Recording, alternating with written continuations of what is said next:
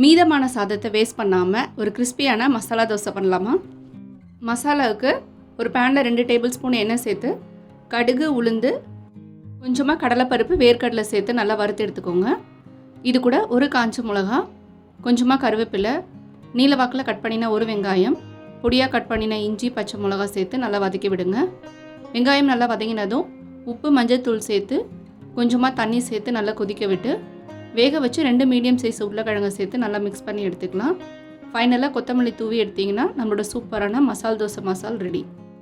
தோசை மாவுக்கு 1 கப் சாதம், 3/4 கப் ரவை, 3/4 கப் தயிர், 1/2 கப் தண்ணியை கொஞ்சம் கொஞ்சமாக சேர்த்து தோசை மாவு பதத்துக்கு அரைச்சி எடுத்துக்கலாம். இப்போ உப்பு சேர்த்து நல்லா மிக்ஸ் பண்ணி எடுத்து ஒரு 10 நிமிஷம் அப்படியே மூடி வச்சுடுங்க.